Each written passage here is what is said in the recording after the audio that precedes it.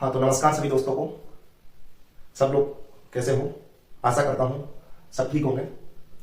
और एक बार फिर दृष्टि एम्पायर आप सभी का हार्दिक अभिनंदन करता है। जैसा कि मैंने आपको बताया था कि हम सबसे पहले पॉलिटी की शुरुआत करेंगे और मैं आज आपके सामने पॉलिटी लेकर आया हूं।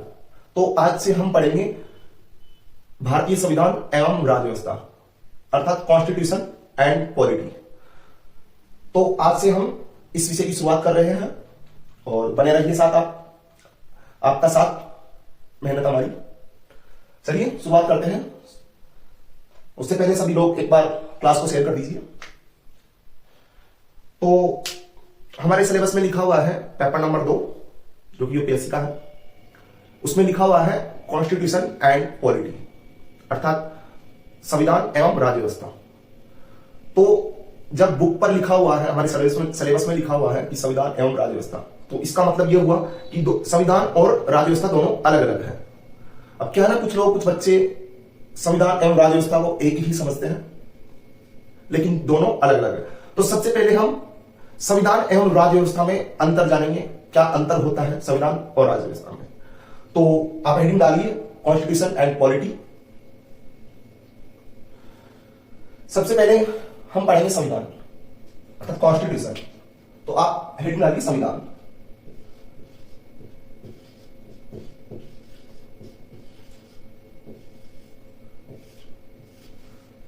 ये हम पॉलिटी का इंट्रोडक्शन पढ़ रहे हैं, संविधान का परिचय पढ़ रहे हैं हम, और 2 दिन तक हम संविधान का परिचय ही पढ़ेंगे, उसके बाद में हमारा सिलेबस स्टार्ट होगा। तो 0 से शुरुआत कर रहे हैं क्योंकि अगर 0 से शुरुआत नहीं करेंगे तो बहुत सारे बच्चे नए हैं और नए होने के कारण उनको समझ नहीं आएगा कुछ भी। तो इस वजह से हम 0 से शुरुआत करके यूपीएससी के हाईएस्ट लेवल तक जाएंगे। एक बार जो भी बच्चे नए हैं वो चैनल को सब्सक्राइब कर दीजिए। तो संविधान किसे कहते हैं? संविधान से तात्पर्य है, अगर आपको लिखना हो तो लिख लीजिए, और अगर नहीं लिखना आपको तो मेरे टेलीग्राम चैनल में मैं ये सब लेक्चर, जितना भी लेक्चर होगा सारे लेक्चर के नोट्स मैं अपलोड कर दूंगा, तो वहां से आप ले सकते हैं। अगर आपको फिर भी लिखना है तो मैं लिखने के हिसाब से भी पढ़ा रहा हूं आपको, ठीक है। तो संविधान किसे कहते हैं? संविधान से हमारा तात्पर्य है उन प्रावधानों के समुच्चय से जिनके आधार पर किसी देश का शासन चलाया जाता है। संविधान किसे कहते हैं? संविधान से तात्पर्य है उन प्रावधानों के समुच्चय से जिसके आधार पर किसी देश का शासन चलाया जाता है। तो प्रावधानों का समुच्चय, प्रावधानों का समुच्चय।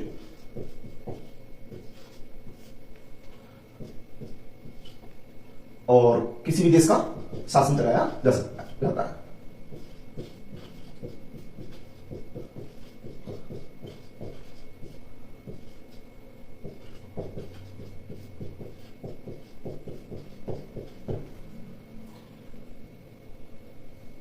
तो ये हमने संविधान की परिभाषा देखी कि प्रावधानों के, संविधान का तात्पर्य है उन प्रावधानों के समुच्चय से, अर्थात समुच्चय मतलब इकट्ठा, कोई जगह बंडल जिसको बोलते हैं हम, ठीक है, इकट्ठा।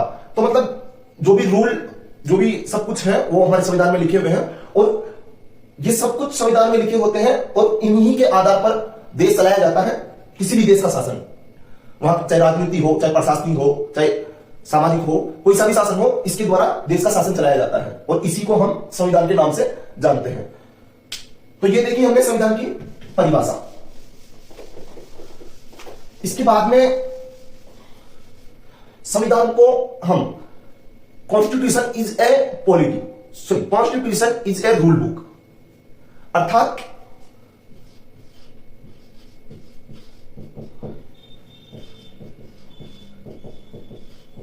Constitution is rule book.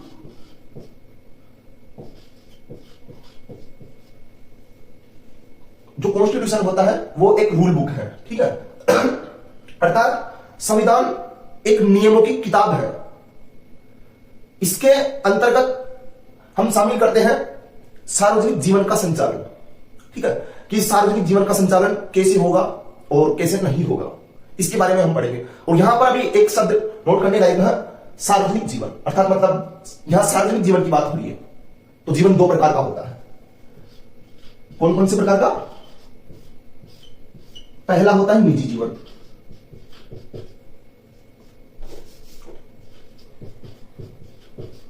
निजी जीवन। और दूसरा होता है सार्वजनिक जीवन। सार्वजनिक जीवन। तो यहां हमने देखा कि constitution is a rule book. Rule book कैसे है? तो उससे पहले हम जानेंगे कि जीवन जीवन दो प्रकार का होता है, पहला निजी जीवन, दूसरा सामाजिक जीवन, सार्वजनिक जीवन। तो यहां पर निजी जीवन का तात्पर्य है कि कोई व्यक्ति क्या खाता है, क्या पीता है, कब सोता है, कब उठता है, वो उसका निजी मामला हो जाता है। तो उसमें संविधान कोई दखल नहीं देगा, क्योंकि वो एक व्यक्ति की पर्सनल चॉइस है, वो उसका अधिकार है निजी। तो यहां पर इसका रूल बुक का अर्थ यह नहीं है, इसका अर्थ यह है सार्वजनिक जीवन के संचालन से हमारा उद्देश्य है कि सार्वजनिक जीवन कैसे होगा, कैसे नहीं होगा। तो सार्वजनिक जीवन का संचालन, constitution is a rule book. और रूल बुक में क्या लिखा हुआ है कि सार्वजनिक जीवन का संचालन, कि सार्वजनिक जीवन का कैसे संचालन होगा। जैसे कि एग्जाम्पल के माध्यम से हम देखते हैं। पहला समाज, ठीक है, ये सब क्या है? सार्वजनिक जीवन के जो सार्वजनिक जीवन है, सार्वजनिक जीवन के संचालन के मुख्य तत्व, ये सार्वजनिक जीवन के संचालन के मुख्य तत्व है, ठीक है। इसमें किस किसी को शामिल किया गया है? समाज। यहां समाज से तात्पर्य है कि समाज का संचालन कैसे होगा। तो यह हमारा संविधान बताता है कि समाज का संचालन कैसे होगा। जो संविधान में लिखा हुआ है उसी के अनुसार समाज का संचालन होगा।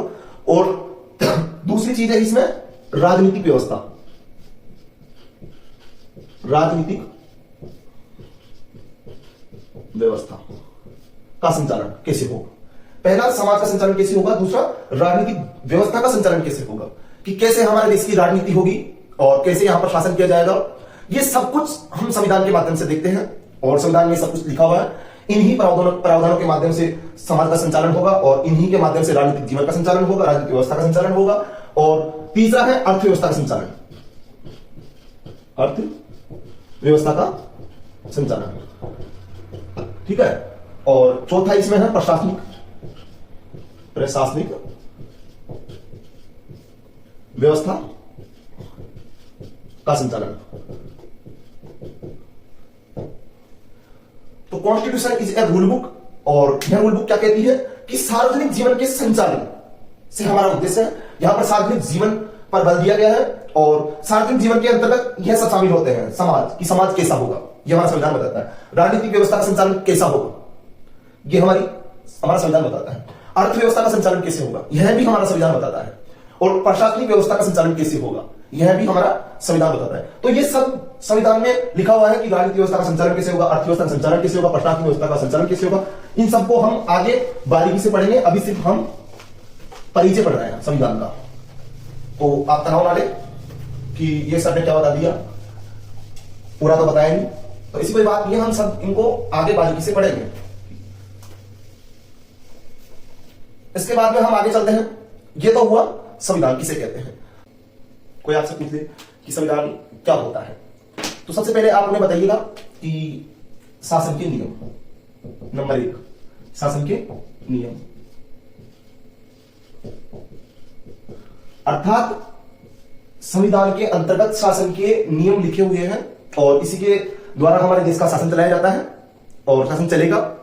ये सब किससे बताया गया है, संविधान के अंतर्गत। तो सबसे पहले बताइएगा आपको संविधान क्या है, कि शासन के नियम की किताब। और दूसरा आप बताइएगा कि मूल विधि, मूल विधि अर्थात संविधान देश की मूल विधि है। मूल विधि अर्थात जड़ है कि हमारा देश कैसे चलेगा, क्या देश में होगा, कैसे देश में होगा, सब कुछ संविधान के अंतर्गत पाया जाता है और इसी के द्वारा हमारे देश का संचालन होता है या किसी भी देश का संचालन होता है उसके संविधान के द्वारा। और नंबर 3 इसमें है संविधान देश की सर्वोच्च विधि है। संविधान देश की सर्वोच्च विधि है, सर्वोच्च विधि है।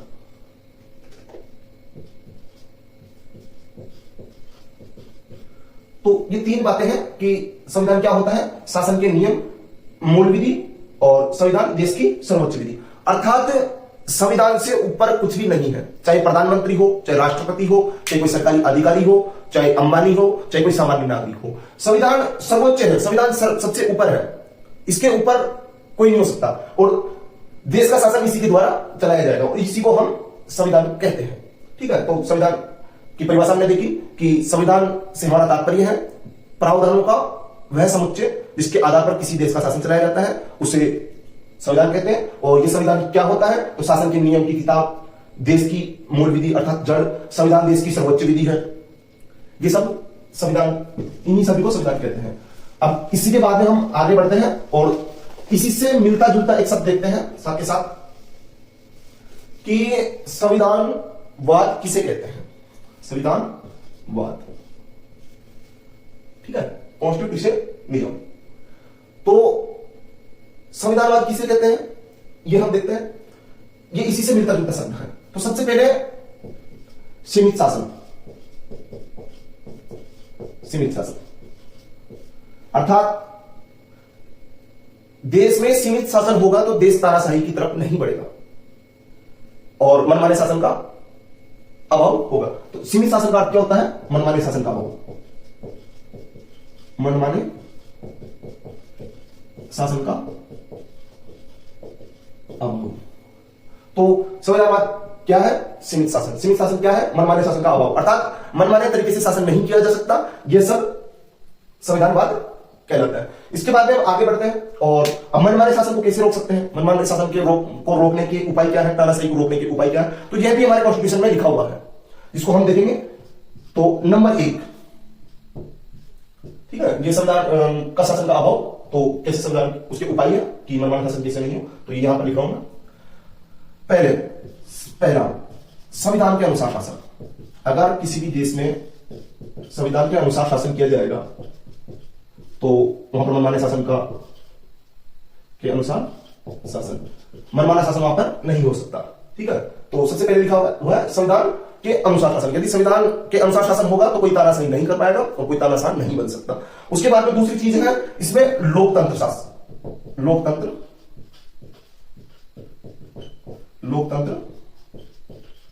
शासन अर्थात लोकतंत्र शासन से हमारा अर्थ है कि सभी व्यक्तियों को समान अधिकार, ठीक है, चाहे वो गरीब हो, चाहे अमीर हो, चाहे नेता हो, चाहे सरकारी कर्मचारी हो, कोई भी व्यक्ति क्यों ना हो, सभी को समान अधिकार प्राप्त होंगे तो हमारा देश तानाशाही की तरफ नहीं बढ़ेगा, वहां पर मनमाना शासन नहीं होगा। और तीसरी चीज में लिखी हुई है कि कानून का शासन होना चाहिए, कानून का शासन। अगर हम कानून के शासन को अपनाएंगे तो कानून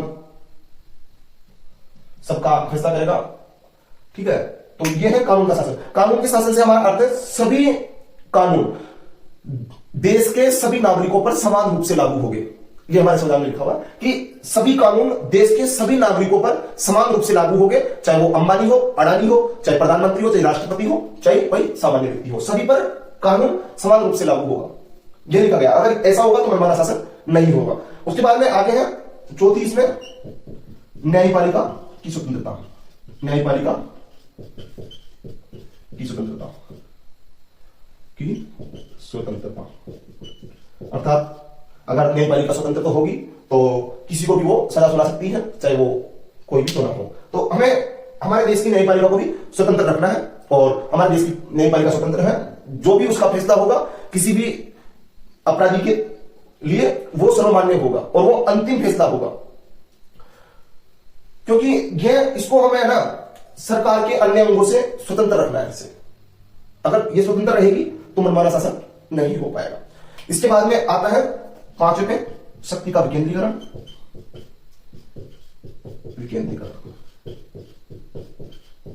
शक्ति के विकेंद्रीकरण से हमारा तात्पर्य कि हमें शक्ति को एक जगह नहीं रखना चाहिए। हमारे देश की शक्ति को थोड़े थोड़े हिस्से में सब जगह बांट देना चाहिए, उसको अलग अलग स्थान पर रखना चाहिए, तो उससे मनमाना शासन नहीं हो पाएगा। और इसका छठा है शक्ति का विकेंद्रीकरण और अगला आता है शक्ति का पृथक्करण, शक्ति का पृथक्करण। तो शक्ति के पृथक्करण से हमारा तात्पर्य है कि राज्य की शक्ति को, राज्य अर्थात देश, देश की शक्ति को उसके तीनों अंग, तीन अंग कौन कौन से? कार्यपालिका, विधानपालिका, विधायपालिका और न्यायपालिका। कार्यपालिका, विधानपालिका और न्यायपालिका, ये तीन अंग है और तीनों जगह हमें शक्ति को बांट देना चाहिए। तो उससे मनमाना शासन नहीं होगा, मनमाना शासन रुकेगा उससे, क्योंकि एक दूसरे के ऊपर सभी रोक लगाएंगे। अगर कार्यपालिका मनमाने शासन की तरफ बढ़ेगी तो विधानपालिका और न्यायपालिका उस पर रोक लगा देगी, वैसे ही इन पर रोक लगा देगी। तो इसके बाद में है सातवां, अधिकार और स्वतंत्रता।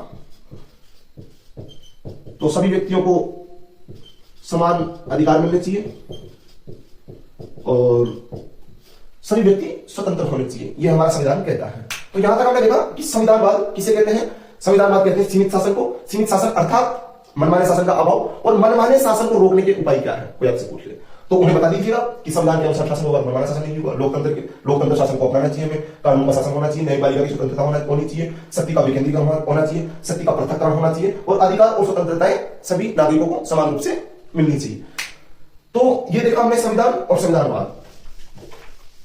संविधान प्रावधानों का समुच्चय जिसके आधार पर किसी देश का शासन चलाया जाता है उसे संविधान कहते हैं। संविधान के बाद में हमने संविधान क्या है वो देखा, तो शासन के नियम, मूल विधि और संविधान देश की सर्वोच्च विधि है, यहां तक हमने देखा। तो ये देखा हमने कॉन्स्टिट्यूशन किसे कहते हैं। अब एक क्वेश्चन है इसी से संबंधित, जिसको भी हम देखते हैं। संविधानवाद का अर्थ है,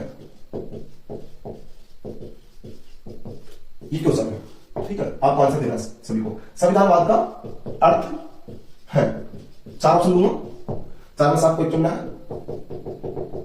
तो संविधानवाद का अर्थ, तो पहला ऑप्शन है इसमें संविधान के अनुसार शासन, संविधान के अनुसार शासन। दूसरा इसमें ऑप्शन है सीमित शासन और तीसरा है लोकतांत्रिक शासन और चौथा है अधिकार और स्वतंत्रताओं का होना। कभी कभी यूपीएससी ऐसे क्वेश्चन पूछती है और ये क्वेश्चन यूपीएससी में पूछा गया है। इसमें दिया गया है कि संविधान का अर्थ क्या है, यह पूछ रही है यूपीएससी, तो आपको बता देना इसमें से कौन सा। हाँ, ये अगर ऑप्शन सारी अपन को लगे कि सारी अर्थ है, क्योंकि संविधानवाद का अगर सामान्य अर्थ देते हो तो संविधान के अनुसार शासन भी होता है, सीमित शासन भी होता है, लोकतांत्रिक शासन भी होता है, अधिकार और स्वतंत्रताओं का होना भी संविधानवाद कहलाता है। लेकिन इसमें सबसे सटीक उत्तर हमको देना है जो सर्वाधिक सही है, तो इसमें सर्वाधिक सही उत्तर है सीमित शासन, क्योंकि ये सब सीमित शासन के अंतर्गत आते हैं, ये रोकने के उपाय है। हाँ, इनको भी संविधानवाद ही कहते हैं, लेकिन इसका सर्वाधिक सही उत्तर हमको सीमित शासन देना होगा। और अगर मान लो यूपीएससी इसमें एक ई ऑप्शन ही बना दे और इसमें लिखते कि सभी, तो अब क्या होगा आंसर बताइए। अगर ऑप्शन में सभी भी आ जाए तो हमको सर्वाधिक सही सभी को ठहराना, क्योंकि यहां पर सभी नहीं था, इस वजह से हमें सीमित शासन चुनना पड़ा। जबकि संविधान का अर्थ ये सब कुछ होता है, संविधान के अनुसार शासन, सीमित शासन, लोकतांत्रिक शासन, अधिकार और स्वतंत्रताओं का होना, कानून का होना, शक्ति का विकेंद्रीकरण, शक्ति का पृथक्करण, न्यायपालिका का स्वतंत्र होना, ये सब हमने अभी देखे थे। तो ये हमने देखा। तो इसका अगर ऑप्शन में चारों हो और 5 ऑप्शन भी दे दे कि सभी, तो हमको सभी पर टिक करना है। और वैसे अगर सर्वाधिक उत्तर देना हो तो सीमित शासन सर्वाधिक सही, सबसे सटीक उत्तर। और इसी से संबंधित एक क्वेश्चन और पूछा गया है यूपीएससी में, जिसको भी हम देखते हैं साथ ही साथ, आप आंसर देना। तो क्वेश्चन पूछा गया था एक, इसमें पहला कथन दिया था यूपीएससी ने कि जहां संविधान होगा, जहां संविधान होगा वहां संविधानवाद भी होगा, वहां संविधानवाद भी होगा। और सेकंड कथन दिया था इसमें कि जहां संविधान नहीं होगा, जहां संविधान नहीं होगा वहां संविधानवाद भी नहीं होगा।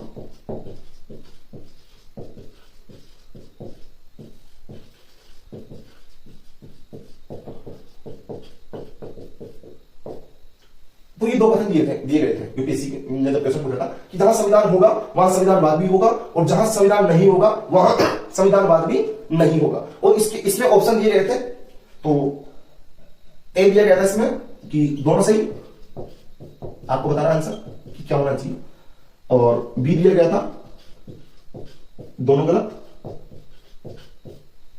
और सी एक सही, पहला सही, और डी दूसरा सही। अब इसका आंसर क्या होगा?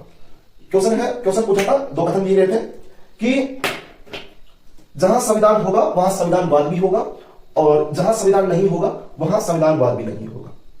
और ऑप्शन दिए हैं दोनों सही, दोनों गलत, या एक सही या दो सही। इसका आंसर क्या होगा? तो अभी जानते हैं इसका आंसर। पहला कथन, जहां संविधान होगा वहां संविधानवाद भी होगा, बिल्कुल गलत है, बिल्कुल गलत नहीं है।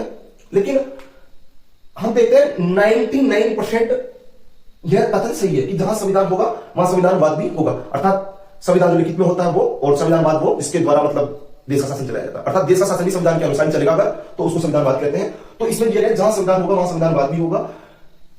इसमें अनिवार्यता नहीं दिया गया, अनिवार्यता नहीं होता। क्यों? क्योंकि एग्जाम्पल के माध्यम से हम सब समझते हैं। एग्जाम्पल देखो इसका, जैसे कि हिटलरकारी जर्मनी, हिटलरकारी जर्मनी, तो क्या होता है हिटलरकारी जर्मनी में? यहां हिटलर ने देश के संविधान को बदलकर अपना संविधान बना दिया। तो यहां पर नया संविधान बना दिया, नया संविधान बना दिया था और तानाशाही की तरफ बढ़ गया था। ठीक है, जो इच्छा हिटलर की हुई वो सब उसने किए। तो जहां अब यहां पर देखो, यहां पर संविधान तो था पहले, लेकिन संविधानवाद भी होगा। संविधान को नष्ट कर दिया हिटलर जी ने, खत्म कर दिया और अपना संविधान बना दिया, नया संविधान ला दिया। तो यहां पर संविधान था लेकिन संविधानवाद नहीं रहा। ऐसा ही एक एग्जाम्पल हम लेटेस्ट में देखते हैं, म्यांमार का। अभी म्यांमार का, अब म्यांमार में क्या हुआ था, ये दूसरा एग्जाम्पल है। म्यांमार में क्या हुआ? म्यांमार में सैनिक जनरलों ने तख्ता पलट कर दिया सरकार का, वहां की सरकार को गिरा दी सैनिक जनरलों ने, और अपना एक नया संविधान बना दिया। संविधान के विरुद्ध जाकर वहां की सरकार को गिरा दी सैनिक जनरलों ने और अपना एक नया संविधान बना दिया, नया संविधान। तो यहां भी हम देखते हैं कि संविधान तो था लेकिन सैनिक जनरलों ने वहां का म्यांमार का तख्ता पलट कर दिया, अर्थात वहां की सरकार को गिरा दी और अपनी सरकार बनाई और नया संविधान लिख दिया। तो यहां भी संविधान तो था लेकिन रहा नहीं संविधानवाद। तो एक एग्जाम्पल देखिए, एक हमारे पड़ोसी देश, भाई बंधु या जो भी आप कहो उसे, चीन का लेते हैं। अब चीन में क्या है? चीन, तो चीन में तो आप सब जानते ही कि मनमाना शासन पाया जाता है यहाँ पर। ठीक है, जैसा वहां का राष्ट्रपति जाएगा वैसा सब कुछ होगा और उसी के अनुसार देश चलेगा, जो वो लिख देगा वो सब कुछ होगा। जैसे कि उन्होंने लिख दिया कि मैं आजीवन मृत्यु तक देश का राष्ट्रपति रहूंगा, रहेंगे तो रहेंगे भैया, क्या करें, संविधान बदल दिया उन्होंने, मनमाना शासन कर रहे हैं। तो ये कथन फिर गलत हुआ। हाँ, 99% केस में ये सही है, 99% में सही है, लेकिन 1% गलत है, क्योंकि जहां संविधान होगा वहां संविधानवाद भी होगा। हाँ, अनिवार्यता नहीं होगा, हाँ सामान्यता होगा लेकिन अनिवार्यता नहीं होगा। उसके बाद भी इसका सेकंड कथन है, जहां संविधान नहीं होगा वहां संविधानवाद भी नहीं होगा। अब ये देखते हैं, हम थोड़े पुराने टाइम में चलते हैं और तो वहां हमें दिखता है कि पहले राजाओं का कोई संविधान नहीं होता था, वो अपने अनुसार अपने राज्य का, अपने क्षेत्र का, अपने देश का शासन करते थे। तो कुछ राजा अच्छे भी हुआ करते थे, जो संविधान तो नहीं था लेकिन संविधानवाद का पूर्ण समर्थन करते थे और संविधानवाद के अनुसार अपने राज्य को, अपने राष्ट्र को चलाया करते थे। कुछ तो ये भी 90% सही है कि जहां संविधान नहीं होगा वहां संविधानवाद भी नहीं होगा। हाँ, अधिकतर केसों में यही होता है कि जहां संविधान नहीं होता वहां संविधानवाद भी नहीं होगा। लेकिन 1% केस ऐसे भी होता है कि कुछ राजाओं का अच्छा होना, तो ये भी 99% सही है लेकिन 1% गलत है। तो क्या हो जाता है ऑप्शन? दोनों ही गलत। और अब देखो इसमें ऑप्शन ये रहा, पहले ही मिल गए, दोनों सही, सॉरी दोनों गलत है ना, तो ये रहा दोनों गलत। अब इसकी सही व्याख्या ये होती है, एक कथन लिखिए कि सामान्यतः जहां संविधान होगा वहां संविधानवाद भी होगा। यह इसका सही कथन है। ठीक है, सामान्यता, अनिवार्यता नहीं, सामान्यता है। ठीक है, 99% सही है कि जहां संविधान होगा वहां संविधानवाद भी होगा, लेकिन 1% गलत है, जिसके हमने उदाहरण देखेंगे चीन, म्यांमार और हिटलर का जर्मनी। और जहां संविधान नहीं होगा वहां संविधानवाद भी नहीं होगा। लेकिन पहले संविधान कहां हुआ करता था, लेकिन कुछ राजा अच्छे हुआ करते थे तो नियम और के अनुसार शासन करते थे, जनता को परेशान नहीं करते थे, आम जनता को। तो इसकी जो सही व्याख्या होगी, सटीक व्याख्या होगी, यह होगी सामान्यतः जहां संविधान होगा वहां संविधानवाद भी होगा। 99% सही है ये, लेकिन 1% सही है, क्योंकि इसमें अनिवार्यता नहीं लिखा हुआ और यहां पर अनिवार्यता का भाव हमें दिख रहा है। तो ये देखा हमने संविधान और संविधानवाद, और दोनों से संबंधित हमने क्वेश्चन भी देखे। अब ये तो हमने देखा कॉन्स्टिट्यूशन। अब इसका दूसरा क्या था, पॉलिटी, क्योंकि कॉन्स्टिट्यूशन और पॉलिटी एंड पॉलिटी, तो संविधान हमने देख लिया, उसकी परिभाषा देखी, उसी से मिलता जुलता हुआ एक शब्द भी देख लिया, संविधानवाद। और अब हम आगे बढ़ते हैं और देखते हैं कि राज व्यवस्था क्या होती है, अर्थात पॉलिटी। तो राज व्यवस्था हेडिंग डालिए, आप साथ के साथ लिखते भी चलिए, नोट्स बना लीजिए। राज व्यवस्था, तो कोई आपसे पूछे कि राज व्यवस्था क्या होती है, तो राज व्यवस्था की परिभाषा हम देखते हैं। राज व्यवस्था संविधान का एक अनुप्रयोग है। क्या है राज व्यवस्था? संविधान का एक अनुप्रयोग। जब इस संविधान को व्यवहार में लागू किया जाता है तो किसी विषय और मुद्दे, कोई विषय और मुद्दे उभर कर सामने आते हैं तो उनको ही सामूहिक रूप में हम राज व्यवस्था कह देते हैं। अर्थात यह संविधान नहीं है, संविधान से अलग है, संविधान से भिन्न है, जिसको हम अभी एग्जाम्पल के माध्यम से देखेंगे। लेकिन उससे पहले आप परिभाषा लिख लीजिए इसकी। राज व्यवस्था संविधान का अनुप्रयोग है। राज व्यवस्था संविधान का अनुप्रयोग है जब संविधान को व्यवहार में लागू किया जाता है, जब संविधान को व्यवहार में लागू किया जाता है तो जो विषय और मुद्दे उभरकर सामने आते हैं, तो जो विषय और मुद्दे उभरकर सामने आते हैं उन्हें सामूहिक रूप में राज व्यवस्था कहते हैं। तो ये देखा हमने राज व्यवस्था किसे कहते हैं। अब इसके राज व्यवस्था के तत्व अगला लिखिए आप, राज व्यवस्था के तत्व। तो इसके 3 तत्व होते हैं। पहला, संसद के कानून, संसद के कानून। यदि हमारी संसद कोई भी कानून बनाती है या कोई भी कानून पारित करती है तो वो सर्वमान्य होगा। हाँ, इसके लिए कुछ कंडीशन चाहिए होती है जिनको हम आगे पढ़ेंगे बारीकी से, कि कैसे संसद कानून बना सकती है और कैसे उसे पारित कर सकती है, वो सब कुछ हम आगे डिटेल में पढ़ेंगे। लेकिन अगर अभी इतना समझ लीजिए कि संसद अगर कोई भी कानून बनाए तो वह राज्य व्यवस्था के अंतर्गत शामिल होता है। और इसका सेकंड है न्यायपालिका पे निर्णय, न्यायपालिकाओं के निर्णय। इसका अर्थ है कि न्यायाधीश ने अगर किसी को कोई भी सजा सुना दी तो वो अंतिम फैसला होगा, उसे कोई बदल नहीं सकता और वो सर्वमान्य होगा, सभी को मानना पड़ेगा। चाहे वो राष्ट्रपति हो, चाहे आम नागरिक हो, चाहे अंबानी हो, चाहे अडानी हो, चाहे हम जैसे और आप जैसे सामान्य नागरिक हो, सभी पर समान रूप से लागू होगा, जो हमने पढ़ा था। और न्यायपालिकाओं के निर्णय, ये सभी, कोई भी न्यायपालिका कुछ भी निर्णय सुनाती है, कुछ भी निर्णय देती है तो वो सब कुछ राज्य व्यवस्था के अंतर्गत शामिल होता है और संसद के कानून भी राज्य व्यवस्था के अंतर्गत शामिल होता है। उसके बाद में तीसरा आता है विभिन्न संस्थाओं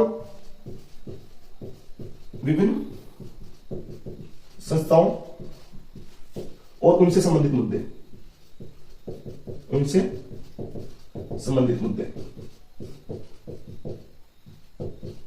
जैसे अलग अलग प्रकार की संस्थाएं होती हैं, वो संस्थाएं हम आगे पढ़ेंगे अभी। ठीक है, 3 प्रकार की संस्थाएं होती हैं। तो विभिन्न संस्थाओं और उनके मुद्दे, इसका मतलब है कि अगर जो अनेक प्रकार की संस्थाएं होती हैं, बड़ी बड़ी और सरकारी, अगर वो उनसे संबंधित कोई मुद्दा है, कोई विवाद है, तो वो सब भी हम राज्य व्यवस्था के अंतर्गत शामिल करेंगे। और एक और इसका तत्व होता है चौथा तत्व क्या होता है? धर्म, जाति, क्षेत्र आदि कारक और राजनीति में उनकी भूमिका। तो लिखिए, धर्म, जाति, क्षेत्र ये सब और राजनीति में उनकी भूमिका। धर्म, जाति, क्षेत्र और राजनीति में उनकी भूमिका, यह सब भी हम किसके अंतर्गत शामिल करते हैं? राज्य व्यवस्था के अंतर्गत शामिल करते हैं। तो यहां तक हमने देखा कि राज्य व्यवस्था किसे कहते हैं और राज्य व्यवस्था के तत्व क्या होते हैं। तो आपसे मैं बोली राज्य व्यवस्था के कितने तत्व होते हैं? तो राज्य व्यवस्था के 4 तत्व होते हैं। संसद के कानून, न्यायपालिकाओं के निर्णय, विभिन्न संस्थाओं और उनसे संबंधित मुद्दे, धर्म, जाति, क्षेत्र और राजनीति में उनकी भूमिका, ये सब राज्य व्यवस्था के अंतर्गत शामिल होते हैं। अब जहां तक देखा हमने संविधान भी देख लिया, कॉन्स्टिट्यूशन भी देख लिया और पॉलिटी भी देख ली, राज्य व्यवस्था भी देख ली और उसी से संविधान से मिलता जुलता सब एक संविधानवाद भी देखा हमने। लेकिन अब आपके दिमाग में एक क्वेश्चन आ रहा होगा कि सर ने तो बताया था कि दोनों अलग अलग होती है। तो हाँ भाई, अलग अलग होती है। तो एग्जाम्पल के माध्यम से आपको मैं समझा रहा हूं कि दोनों अलग अलग इस प्रकार होती है। तो इसका एक एग्जाम्पल हम लेते हैं, उदाहरण। अब पीछे इसको उदाहरण, तो उदाहरण हम लेते हैं जैसे कि अनुच्छेद 17 अर्थात आर्टिकल 17। तो आर्टिकल 17 क्या कहता है कि अस्पृश्यता क्या है? एक दंडनीय अपराध है, दंडनीय अपराध है।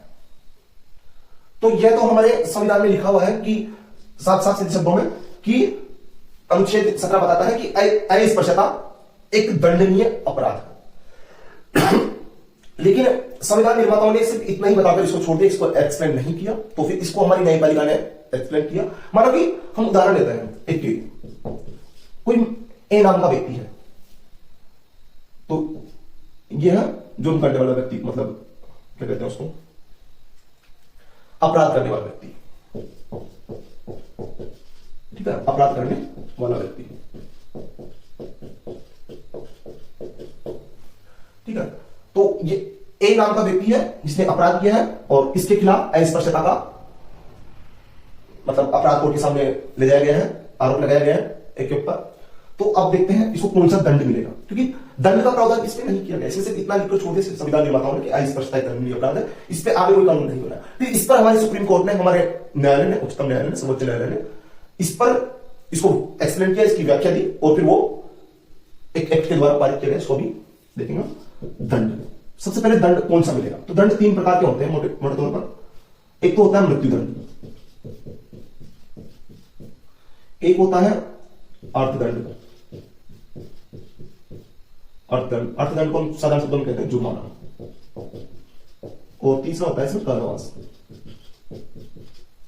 तो जो हमारा न्यायालय है उन्होंने बताया, एक्सप्लेन किया उन्होंने कि दंड 3 प्रकार का होता है, मृत्युदंड, अर्थदंड अर्थात जुर्माना और कारावास। तो अब जो इस व्यक्ति ने अपराध किया है इसके लिए इसको कौन सा दंड मिलेगा, ये हमारी संसद ने तय किया कि इसके लिए इसको क्या दंड मिलना चाहिए। तो पहला देखो आप, मृत्युदंड।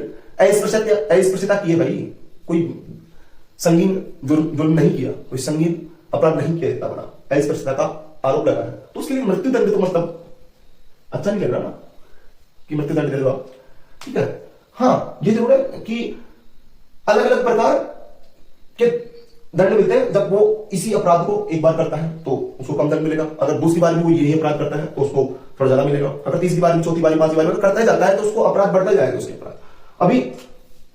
अब इन दोनों में से इसको दंड देना है, अर्थदंड या तो जुर्माना या कारावास। तो इसको जुर्माना देकर भी न्यायालय छोड़ सकता है क्योंकि संसद ने कानून बनाया, और कारावास भी दे सकता है, या दोनों भी दे सकता है साथ में। अगर उसने यही अपराध दूसरी बार किया, तीसरी बार किया, तो दोनों भी दे सकता है, और सजा हमेशा बढ़ती रहेगी। अब इसके लिए संसद ने एक एक्ट बनाया,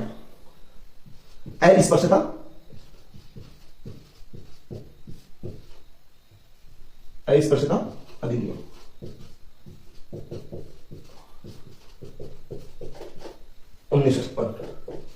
कब बनाए? 1956 में।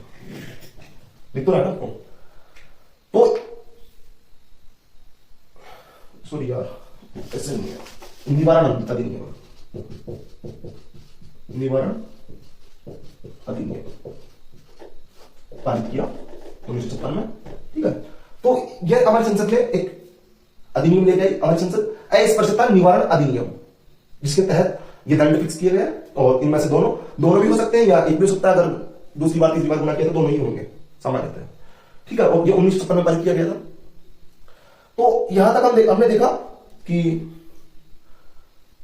दोनों में अंतर कैसे है। तो ये तो हो गया अपना संविधान हो गया, क्योंकि संविधान ने सिर्फ इतना लिखकर छोड़ दिया संविधान निर्माताओं ने, तो ये इसको तो हम संविधान कहेंगे। और ये संसद ने एक अस्पृश्यता निवारण अधिनियम बना के 1956 पारित करके इसको एक्सप्लेन किया, इसके लिए दंड बनाया, इसके लिए सब कुछ बनाया। तो ये राज्य व्यवस्था के अंतर्गत आते हैं, क्योंकि ये संविधान में इसका कोई प्रावधान नहीं है, लेकिन यह संसद ने पारित किया है, तो यह भी संविधान में जुड़ेगा।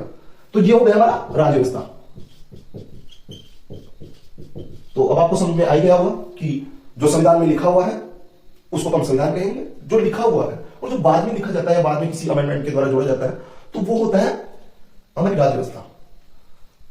जैसे कि हमने ये देखा, तो यहां तक हमने देखा कि दोनों अलग। इसका एक और एग्जांपल लेकर आपको मैं समझाता हूं ताकि थोड़ा अच्छे समझ में आ जाए आपको।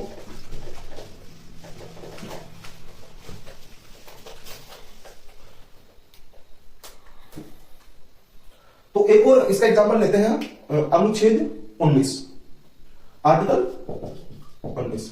तो आर्टिकल 19 क्या कहता है कि विचार एवं अभिव्यक्ति की स्वतंत्रता, अभिव्यक्ति की स्वतंत्रता, यह हमारा आर्टिकल 19 कहता है कि विचार और अभिव्यक्ति की स्वतंत्रता। तो संविधान निर्माताओं ने इतना लिखकर छोड़ दिया इसको। अब इसमें यह शामिल नहीं किया कि कौन से विचार, कौन सी अभिव्यक्ति, ये एक्सप्लेन नहीं किया, क्योंकि उनको इतना ध्यान नहीं रहा। फिर भी लेकिन उनकी सोच हमारे से बहुत ज्यादा है, बहुत आगे थी, जो उन्होंने इतना बड़ा संविधान लिख दिया, लेकिन कुछ बातें भूल जाते हैं। तो उन्हीं में से एक ये है विचार एवं अभिव्यक्ति की स्वतंत्रता। अब इसको इन्होंने ये एक्सप्लेन करके छोड़ दिया, कौन से विचार, कौन सी अभिव्यक्ति, इसका कोई जिक्र नहीं है संविधान में। तो इसको जो हमारी सुप्रीम कोर्ट है, तो ये तो हो गया हमारा संविधान, क्योंकि संविधान में लिखा हुआ है। ठीक है, इसके बाद में ये तो संविधान हो गया, और फिर देखते हैं सुप्रीम कोर्ट। ठीक है, एससी सुप्रीम कोर्ट। तो सुप्रीम कोर्ट के सामने जब एक केस आया, इंडियन एक्सप्रेस न्यूज़पेपर केस। कौन सा केस, किसका नाम लिख दीजिए, इंडियन एक्सप्रेस केस। यह हमारे न्यायाधीशों के सामने, हमारे सुप्रीम कोर्ट में, सर्वोच्च न्यायालय में एक केस आया। ठीक है, तो इसके अंतर्गत यही था विचार एवं अभिव्यक्ति की स्वतंत्रता, मतलब जो अखबार वालों को लिखने की स्वतंत्रता होती है, तो कहां तक उसको बनाया गया। तो इसको हमारी संसद ने एक अमेंडमेंट के द्वारा स्वतंत्रता का अधिकार बना दिया, इसको मौलिक अधिकार में शामिल कर दिया। मौलिक अधिकारों में, ये मौलिक अधिकारों में पहले शामिल नहीं था, अधिकारों में शामिल। ठीक है, तो इंडियन एक्सप्रेस तो लिखने की आजादी है, मतलब ये सब भी एक्सप्लेन नहीं किया था संविधान निर्माताओं ने। तो इसको हमारी संसद ने, वो हमारे न्यायालय ने, सुप्रीम कोर्ट ने इसको एक्सप्लेन किया और इसको मौलिक अधिकारों की श्रेणी में रख दिया। तो अब ये होगी राज्य व्यवस्था, क्योंकि ये भी यह सुप्रीम कोर्ट में, ठीक है, न्यायाधीशों ने इसका निर्णय दिया और ये बाद में जोड़ा गया राज्य व्यवस्था। तो ये देखा संविधान, क्योंकि संविधान ने मतलब यहां तक लिख के छोड़ दिया, इसको एक्सप्लेन नहीं किया, तो धीरे धीरे इसको एक्सप्लेन करते हैं, जो भी केस आते हैं अलग अलग, कि कौन कौन से विचार, कौन कौन से अभिव्यक्ति की स्वतंत्रता सामान्य नागरिक को, विशेष नागरिक को होनी चाहिए। तो यहां तक देखा हमने कि संविधान और राज्य व्यवस्था में अंतर देखा, तो परिभाषाएं देखी, उनसे से मिलता जुलता एक शब्द देखा संविधान के बाद। अब हम आगे बढ़ते हैं।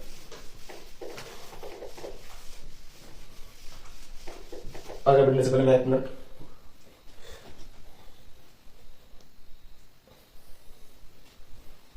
उसके बाद में देखते हैं हम एक और बेसिक चीज देखते हैं हम, भारत में संस्थाएं।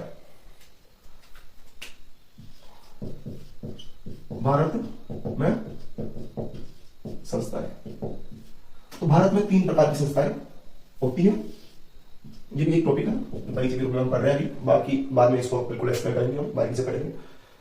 3 प्रकार की संस्थाएं आज संविधान में दी गई है। एक तो संवैधानिक संस्थाएं, संवैधानिक संस्थाएं, दूसरी असंवैधानिक संस्थाएं, और तीसरी गैर संवैधानिक संस्थाएं, या इन्हीं को हम कह देते हैं संवैधानिक तत्व। नेत्र संस्थाएं। तो ये हमारे देश में 3 प्रकार की संस्थाएं होती है, भारत में 3 प्रकार की संस्थाएं होती हैं, संवैधानिक संस्थाएं, असंवैधानिक संस्थाएं, गैर संवैधानिक संस्थाएं या संवैधानिक संस्थाएं। अब जो संवैधानिक संस्थाएं उसको भी 3 भागों में बांटा गया। तो देखते हैं 3 भागों को, तीनों भागों को, इसको 3 भागों में बांटा गया। पहला सांविधिक या कानूनी संस्था, दूसरा कार्यकारी संस्थाएं, और तीसरे में अन्य संस्थाओं को शामिल किया गया, छोटी संस्थाओं को, जैसे कि एबीवीपी, छात्र संगठन, किसान संगठन। ठीक है, तो ये हो गया सांविधिक संस्थाएं, और सांविधिक संस्थाएं या कानूनी संस्थाएं, कार्यकारी संस्थाएं और अन्य संस्थाएं। गैर संवैधानिक संस्थाओं को 3 भागों में बांटा गया। तो अब हम इनकी एक परिभाषा लिखते हैं। सबसे पहले आप लिखिए संवैधानिक संस्थाएं किसे कहते हैं।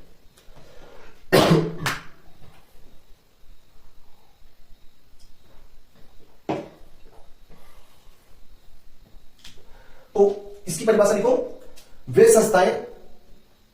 संस्थाएं जिनका स्रोत संविधान है और जो संविधान के द्वारा सृजित की गई है। वे संस्थाएं जिनका स्रोत संविधान है और जो संविधान के द्वारा सृजित की गई है, अर्थात उसका निर्माण किया गया, ऐसी संस्था को हम कह सकते हैं संवैधानिक संस्थाएं। जैसे कि इसमें हम एग्जाम्पल के तौर पे ले सकते हैं, पहला अनुच्छेद 324। तो इसमें कौन सी संस्था का जिक्र है? निर्वाचन आयोग का। तो यह संस्था कौन सी संस्था होगी? संवैधानिक संस्था, क्योंकि इसका संविधान में जिक्र है। संविधान इसका प्रावधान करता है कि निर्वाचन आयोग को अनुच्छेद 324 के तहत एक संस्था माना गया। ठीक है, ऐसे ही एग्जाम्पल एक वित्त आयोग अनुच्छेद 280 के तहत, यह भी संवैधानिक संस्था है। और एक आर्टिकल 338 के तहत राष्ट्रीय अनुसूची आयोग, यह भी एक संवैधानिक संस्था है। आर्टिकल 328 के तहत राष्ट्रीय अनुसूची आयोग। तो यह इसके एग्जाम्पल है संवैधानिक संस्थाओं के। इसके बाद में हम देखते हैं असंवैधानिक संस्थाएं। तो इसकी परिभाषा लिखिए, वे संस्थाएं जो संविधान के विरुद्ध हैं।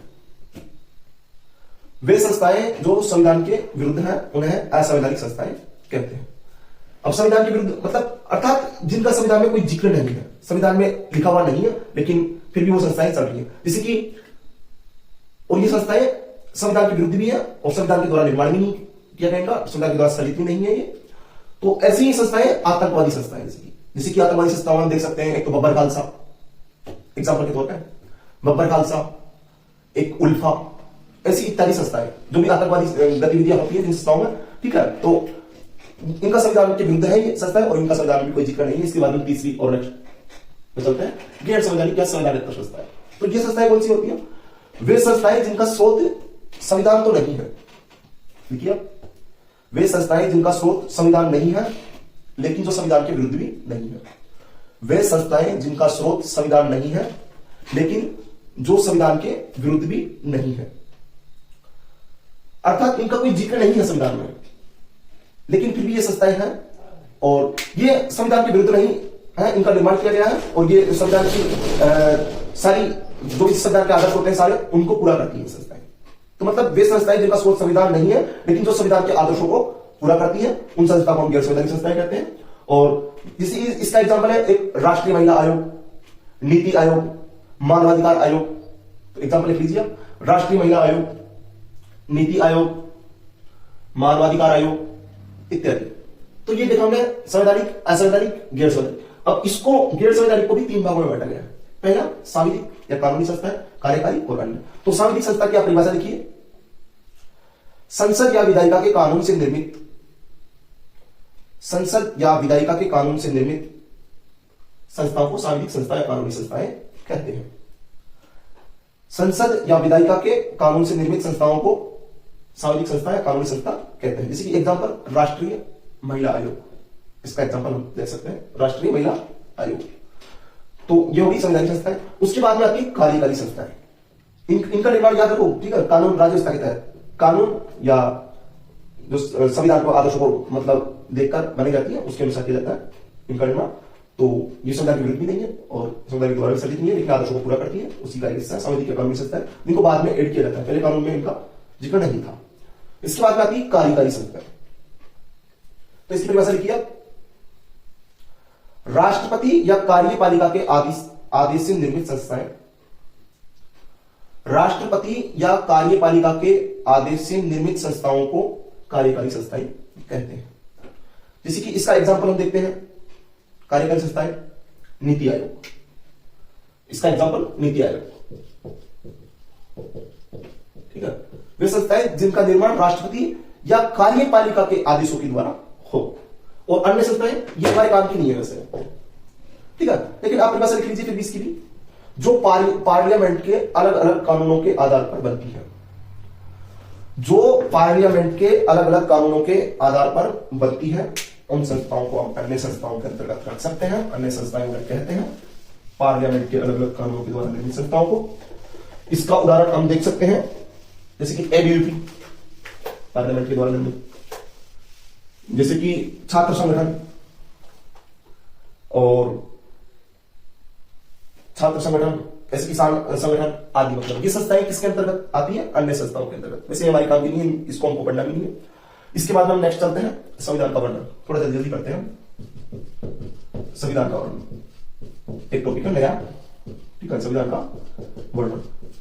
तो संविधान का वर्णन सबसे पहले किया गया है भाग में, भाग अर्थात पार्ट, PART, ठीक है, ठीक है। कॉन्स्टिट्यूशन का निर्माण, तो कॉन्स्टिट्यूशन का निर्माण संविधान निर्माताओं ने इस प्रकार किया है कि किसी भी आम नागरिक को पढ़ने में वो सहज लगे और उसको परेशानी ना आए, तो उसको मतलब अलग अलग भागों में बांटा गया है। मूल संविधान में कुल 25 भाग थे, लेकिन वर्तमान में मूल संविधान में 22 भाग थे, लेकिन वर्तमान में 25 भाग है।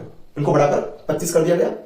तो ये क्यों किया गया? क्योंकि एक भाग के अंतर्गत एक प्रकार की चीजों को रख दिया गया, और दूसरे भाग के अंतर्गत दूसरी प्रकार की चीजों को रख दिया गया, तीसरे भाग के अंतर्गत तीसरे प्रकार की चीजों को रख दिया गया। तो इनको ऐसे भागों में बांटा गया। जैसे कि हम भाग देख सकते हैं, भाग 1 जिसमें संघ और उसका राज्य क्षेत्र यह होगा। तो इससे संबंधित जितने भी प्रावधान है सब कुछ हमें भाग फर्स्ट के अंतर्गत मिलेंगे। राज्य, या यहां पर राज्य का तात्पर्य प्रांत से नहीं है, केंद्र से है, ठीक है। तो राज्य तथा उसके राज्य क्षेत्र, संघ और उसका राज्य क्षेत्र। इसके बाद में एक भाग 2 जैसे कि नागरिकता, भाग 3 मौलिक अधिकार, भाग 4 राज्य की नीति के निर्देशक तत्व, भाग 5 भाग उससे पहले एक और अमेंडमेंट के द्वारा जोड़ा गया भाग 4A, जिसको मौलिक कर्तव्य का नाम दिया गया है। उसके बाद में भाग 5 में संघ सरकार। तो ऐसे अलग अलग भागों में इसको बांटा गया है, और भाग को बांटा गया है अध्यायों में। अध्याय अर्थात चैप्टर, अर्थात चैप्टर। पार्ट को, कॉन्स्टिट्यूशन को पार्ट में बांटा गया, पार्ट को चैप्टर में बांटा गया। और अब अध्याय क्या होता है? अब भाग कुछ भाग बड़े हो जाते हैं, और बड़े होने के कारण मतलब वो थोड़ा ऐसा लगते हैं, पढ़ने में आसानी नहीं मिलती, तो उनको अध्याय में बांटा गया है। जैसे कि अभी भाग अपन 5 का उदाहरण लेते हैं, जिसमें संघ सरकार दिया गया। तो अब इसके अंतर्गत इसको अलग अलग अध्याय, उसकी संघ सरकार तो बहुत बड़ी होती है, ठीक है। कार्यपालिका होगी, संसद होगी, राष्ट्रपति और विधायी शक्तियां होगी, ठीक है। ऐसे राष्ट्रपति का निर्वाचन हो गया, अलग अलग प्रकार के मतलब चीजें लिखी गई है। तो उनको अलग अलग अध्याय में बांट दिया गया, ताकि मतलब किसी को भी अगर राष्ट्रपति पढ़ना हो तो अध्याय भाग 5 के अध्याय में देख सकता है, ठीक है। और प्रधानमंत्री पढ़ना हो, कार्यपालिका पढ़ना हो, न्यायपालिका, कुछ भी पढ़ना हो, सबको अलग अलग अध्याय में बांटा गया है। भाग 5 को 5 अध्याय में बांटा गया।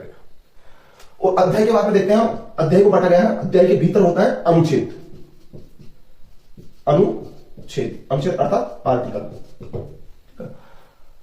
मूल संविधान में 395 अनुच्छेद थे, लेकिन अगर आपसे कोई पूछ ले कि वर्तमान में कितने अनुच्छेद है, तो आप जवाब दीजिए, कमेंट कीजिए, जब तक मैं आगे बढ़ता हूं मैं बताऊंगा आपको।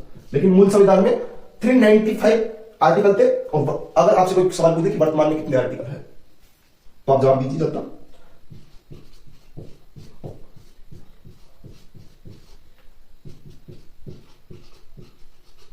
देखिए जवाब सभी ने।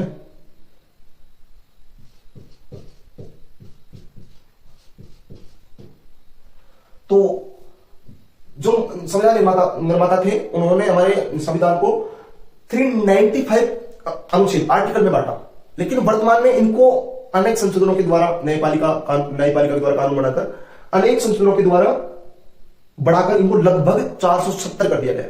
तो कोई आपसे पूछ ले कि वर्तमान में कितने अनुच्छेद है, तो लगभग 470। और अगर आपसे कोई पूछे कि मूल संविधान में कितने अनुच्छेद है, तो आप बताइएगा उनको 395। और वर्तमान में लगभग 470। तो अध्याय को अनुच्छेद में, अनुच्छेद को खंड में बांटा गया। अब कुछ कुछ अनुच्छेद भी बड़े हो जाते हैं, तो बड़े होने के कारण उनको पढ़ना सहज नहीं ले पाता, इसकी वजह से उनको खंड में बांटा गया। अब कुछ कुछ, हाँ ये हर जगह नहीं होता, हर जगह मतलब हर अनुच्छेद को मतलब खंड में नहीं बांटा जा सकता या बांटा गया। कुछ कुछ बड़े हैं ना, उनको ही बांटा गया। वैसे अध्याय, कुछ कुछ अध्यायों को अनुच्छेद, वो कुछ कुछ भागों को अध्याय में बांटा गया वैसे, तो इसे सबको नहीं बांटा गया। ठीक है, अलग अलग चीजों को अलग अलग जगह रखा, कुछ चीजें बड़े होने के कारण उनको आगे बढ़ाया गया। तो अनुच्छेद के अंदर खंड होता है अर्थात क्लोज, और उपखंड फिर होता है, खंड के अंदर भी होता है उपखंड। ये कभी कभी कोई कोई जगह पाया जाता है, जैसे कि इसे कहते हैं सब क्लोज। तो कॉन्स्टिट्यूशन को पार्ट में, पार्ट को चैप्टर में, चैप्टर को आर्टिकल में, आर्टिकल को क्लोज में, और क्लोज को सब क्लोज में बांटा गया। तो यहां तक हमने देखा कि संविधान का वर्णन कैसे हुआ। एक सेकंड, इस पर थोड़ी गलत होगी, CLAUSE, ठीक है, सब क्लोज। अब इसको एक डायग्राम के माध्यम से समझते हैं, क्योंकि डायग्राम से पूरा पढ़ने में सहजता होती है और थोड़ा माइंड भी जल्दी बैठता है। तो इसको डायग्राम के माध्यम से देख लेते हैं एक बार।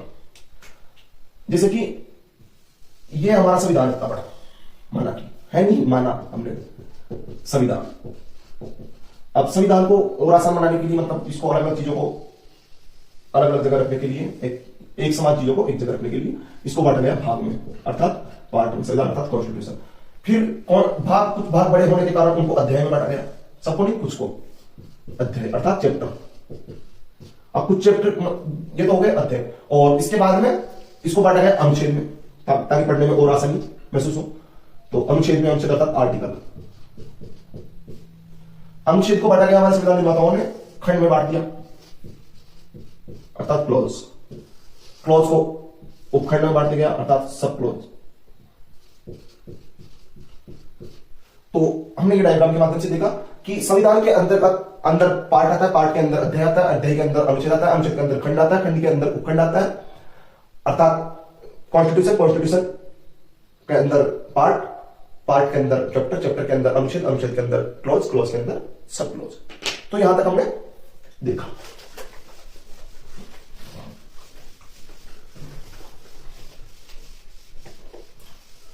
इसी के ये हमने देखा संविधान का वर्णन, और इसी से संबंधित एक चीज और रह जाती है, अनुसूची। तो बताइए आप, मूल संविधान कितनी अनुसूची थी? कितनी अनुसूची थी मूल संविधान में? 8। और वर्तमान में कितनी अनुसूची है? इनको भी बढ़ा दिया गया, 12 कर दिया गया इनको बढ़ाकर। तो आप ध्यान रखें कि वर्तमान संविधान में कुल 12 अनुसूची पाई जाती है, जबकि मूल संविधान में 8 ही अनुसूची थी।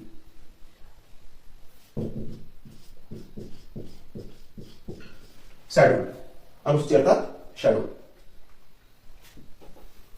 तो मूल संविधान में कितनी अनुसूचियां थी? 8, और वर्तमान में 12।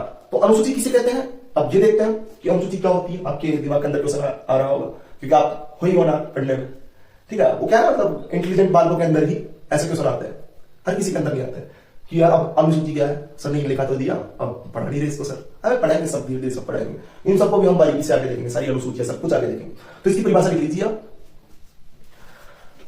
अनुसूची संविधान के अंत में पाई जाने वाली, अनुसूची संविधान के अंत में पाई जाने वाली विषयों की वह सूची है जो संविधान के किसी प्रावधान की व्याख्या करती है। अनुसूची संविधान के अंत में पाई जाने वाली विषयों की वह सूची है जो अलग अलग प्रावधानों की व्याख्या करती है, किसी प्रावधान की व्याख्या करती है। ये तो परिभाषा देखिए हमने। मूल संविधान में 8 अनुसूची, वर्तमान में 12 अनुसूची। तो अनुसूची के अंतर्गत क्या रखा गया है? अनुसूची के अंतर्गत रखा गया है कि कुछ कुछ पार्ट, जैसे कि संघ, जैसे कि अनुच्छेद पहला है अपना फर्स्ट, संघ और उसका राज्य क्षेत्र। अब संविधान निर्माताओं ने ये लिखा और फिर ये बड़ा हो जाता, अगर यहीं इसको एक्सप्लेन करते तो ये बड़ा हो जाता और फिर संविधान थोड़ा सुंदर नहीं लगता दिखने में, और पढ़ने में भी असहजता महसूस होती। अगर किसी को राज्य और उसका क्षेत्र बिल्कुल बारीकी से पढ़ना है कि क्या क्या राज्य है, कैसा राज्य होगा, कैसा राज्य होना चाहिए और कैसा होगा, कैसा है राज्य, ये सब सवालों के अगर जवाब जानने हैं तो आप संविधान को पीछे, मतलब संविधान के पीछे पिछले हिस्से में जाइए और वहां पर आपको मिलेगी अनुसूचियां, 8 अनुसूची। तो जैसे कि अनुच्छेद 1 को एक्सप्लेन किया गया राज्य और उसका क्षेत्र, तो उसको अनुसूची में एक्सप्लेन किया गया है। यहां सिर्फ शॉर्ट में लिखा गया है क्योंकि थोड़ी पढ़ने में असहजता ना हो, पढ़ने वाले पाठक को, तो इस वजह से। तो अनुच्छेद फर्स्ट कहता है कि इंडिया अर्थात भारत राज्यों का एक संघ होगा। सिर्फ इतना लिखकर छोड़ दिया संविधान निर्माता ने। पहली बात तो इंडिया और भारत दोनों नाम संविधान में लिखे हुए हैं। बाकी अपन कहते हैं सोने की चिड़िया, हिंदुस्तान, तो ये सब कुछ संविधान में मान्य नहीं है, संविधान में लिखे नहीं गए। भारत के केवल दो ही नाम है, एक इंडिया और एक भारत। दो ही नामों से भारत को पुकारा जा सकता है। इस पुकारने में अलग अलग नामों से पुकारा जाता है, लेकिन उनका संविधान में कोई वर्णन नहीं है। अब आप किसी भी नाम से पुकारो, चाहे भारत का नाम चिंटू पुकारो, आप मिंटू पुकारो, किसी पुकारो, वो तो आपके ऊपर है। लेकिन संविधान में सिर्फ दो ही नाम बताए हमारे देश के, इंडिया अर्थात भारत। तो राज्य का संघ, तो अब इसमें कौन से राज्य, कौन से क्षेत्र, ये सब कुछ अनुच्छेद में नहीं लिखा गया। इन सबको एक्सप्लेन किया है हमारे संविधान में अनुसूचियों के माध्यम से। तो वहां पर आप इनको पढ़ सकते हो, और इनको हम बारीकी से पढ़ेंगे, अनुसूचियों को भी आगे पढ़ेंगे हम धीरे धीरे मनवा धीरे धीरे सब कुछ कोई, ठीक है। जल्दी करने से कुछ नहीं हो सकता, ठीक है। धीरे धीरे सब चीजों को पढ़ लेंगे, एक एक चीज को देख लेंगे, कोई भी चीज आपकी रह नहीं पाएगी। आप ये तनाव ना ले कि सब कुछ चीजें छुड़वा देंगे, ऐसा कुछ भी नहीं होगा। अब एक दो क्वेश्चन करते हैं, कि नीति आयोग कौन सी संस्था है, ठीक है। नीति आयोग है, क्या है नीति आयोग, आप बताइएगा इसका आंसर। एक दो क्वेश्चन सॉल्व करेंगे। नीति आयोग, अब मैंने आपको बताया था पहले कि नीति आयोग को किस संस्था के अंतर्गत रखा गया है, तो आप बताइए। नीति आयोग है, और इसका ऑप्शन है ए संवैधानिक संस्था, बी असंवैधानिक संस्था,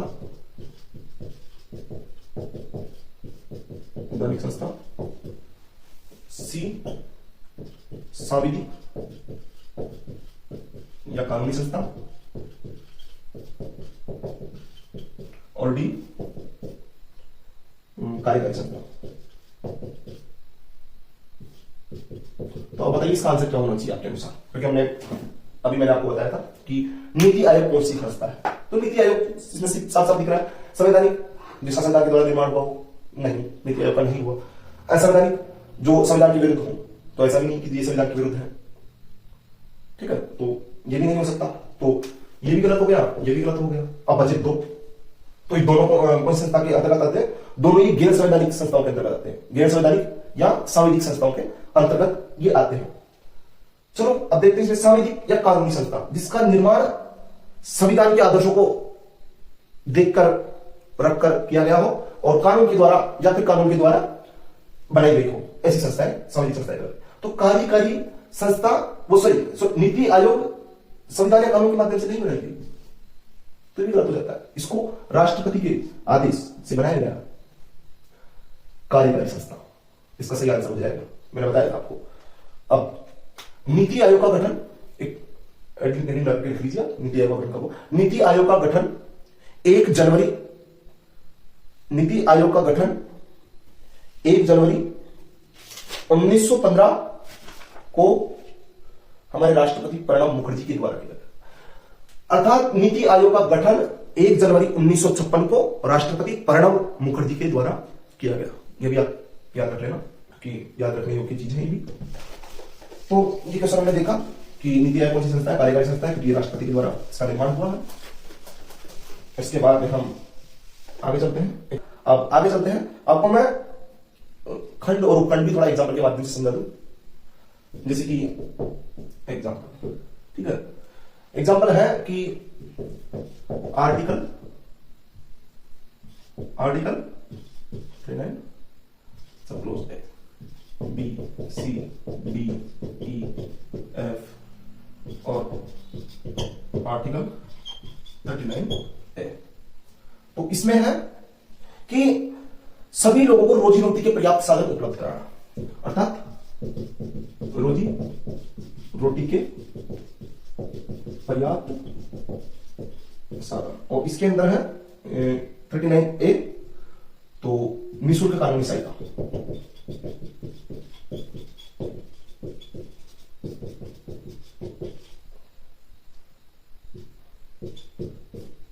ठीक है, अब सामान्यतः लोग इन्हें पढ़ते हैं कि 39A, जबकि 39A नहीं है, आर्टिकल 39A नहीं है, आर्टिकल 39 क्लोज ए है, ये ब्रैकेट में है। अब ध्यान रखिए, इसी को क्लोज कहते हैं, इसी को खंड कहते हैं। खंड किसी कहते हैं, इसी को कहते हैं जो क्लोज, जो अंदर आए मतलब, ठीक है, इसको क्लोज कहेंगे। और ये एक स्वतंत्र अनुच्छेद है इसी संबंधित। ये बाद में संसद के द्वारा जोड़ा गया, बाद में निःशुल्क कि सभी लोगों को निःशुल्क कानूनी सहायता प्राप्त होगी और इसी से संबंधित रोजी रोटी के पर्याप्त साधन सभी को उपलब्ध करवाना, तो इसी से संबंधित है ये। और ये हमारे संविधान में नहीं था, इसको बाद में जोड़ा गया, तो इससे संबंधित अनुच्छेद को इसी के साथ रख दिया गया, निःशुल्क कानूनी सहायता। तो ये एक स्वतंत्र अनुच्छेद के रूप में है। और इसके बाद में जैसे कि ये तो गया 39, और उसके बाद में अगर हम आगे चले तो ऐसे है 40, 41, 42, 43A, सॉरी पहले 43, फिर 43A, 43B और 44। अब इनको गिनिया 39 से गिनिया, इनको कितने अनुच्छेद हुए? 39 स्वतंत्र अनुच्छेद है। तो 1 2 3 4 5 6 7 8 9, गिनो 9 आ रहे हैं, लेकिन अनुच्छेद कितने हैं? अनुच्छेद है कितने? 6 अनुच्छेद गए तो 39, अभी 39 दो बार 40, 41, 42 और 43 के 3 बार लिखा गया है ना। तो 1 2 3 4 5 6 और 7, 1 इसको दोबारा कर लिया, अच्छा 1 2 3 4 5 6 और 7,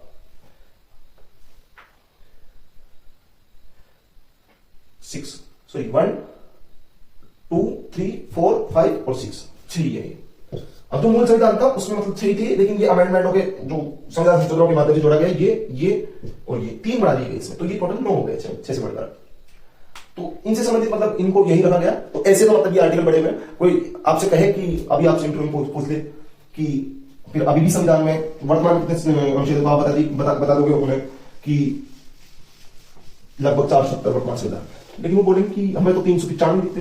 फिर आप बोलोगे सर लिखा हुआ पीछे नहीं लिखा उनके किसी कारण पास, क्योंकि संविधान को बड़ा नहीं करना आगे मतलब नहीं लिखा उनको 395 तो 396 नहीं लिखा, 96 ठीक है, बल्कि अनुच्छेद मतलब 396 नहीं लिखा, 97 नहीं लिखा, 98 नहीं लिखा, बल्कि इनको इनके बीच बढ़ाया गया, जैसे कि रोजी रोटी से संबंधित, ठीक है, सभी को रोजी रोटी मिलेगी।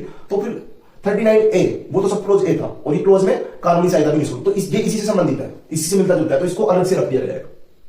तो ऐसे ही हुआ है। उसके बाद में एक क्वेश्चन है, इसका जवाब दीजिए लास्ट। प्रेस की स्वतंत्रता, प्रेस की स्वतंत्रता का स्रोत है क्या है? प्रेस की स्वतंत्रता का स्रोत अभी बताया था आपको, राज्य व्यवस्था में जोड़ा गया था, क्या था मतलब क्या है प्रेस की स्वतंत्रता का? तो इसमें ऑप्शन क्या है? अनुच्छेद 19 1 बी आ जाए, सी हो जाए और डी हो जाए।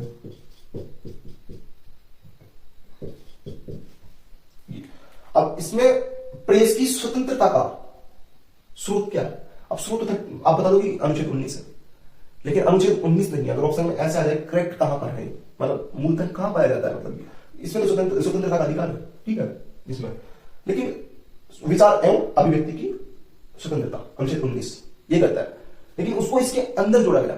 तो इसको अब ऐसे पढ़ेंगे हम, ऐसे नहीं पढ़ेंगे कि अनुच्छेद 1 और फिर 1 किसी पढ़ा नहीं आ रहा है मतलब। तो ये तो हो गया अनुच्छेद, ये इसका सही आंसर है, पहले तो आप ये देख लीजिए। और ये हो गया क्लोज खंड, और ये हो गया उपखंड, जो आपको मैंने बताया था कि कॉन्स्टिट्यूशन के अंदर है, पार्ट के अंदर है, चैप्टर के अंदर है, आर्टिकल के अंदर है, क्लोज के अंदर है, सब क्लोज। तो ये सब ऐसे होते हैं, खंड उपखंड, तो ये ऐसे लिखे जाते हैं। तो आर्टिकल 19 क्लोज 1 सब क्लोज ए के अंदर प्रेस की स्वतंत्रता का स्रोत पाया जाता है। इसको ऐसे पढ़ेंगे, आर्टिकल 19 क्लोज 1 सब क्लोज ए, ऐसे पढ़ा जाएगा इसको, और इसका ये आंसर सही हो जाएगा। तो इसी के साथ अभी मैं चलता हूं, इसके जो आपने लिखी ली होंगे, अगर नहीं भी लिखे हुए तो जो मेरा चैनल है दृष्टि एम्पायर, इसकी डिस्क्रिप्शन में मैंने टेलीग्राम लिंक डाल रखी है, उसमें मैं आपको सारे क्लास नोट्स जो भी आप आज पढ़ा वो सब कुछ मैं उसमें प्रोवाइड करवा दूंगा, आप वहां से जाकर डाउनलोड कर लीजिएगा और पढ़ाई भी कीजिए साथ साथ, और वीडियो को ज्यादा से ज्यादा शेयर कर दीजिए, एक बार दबाकर शेयर कर दीजिए, like and support please guys, क्योंकि अभी शुरुआत कर रहे हैं, नहीं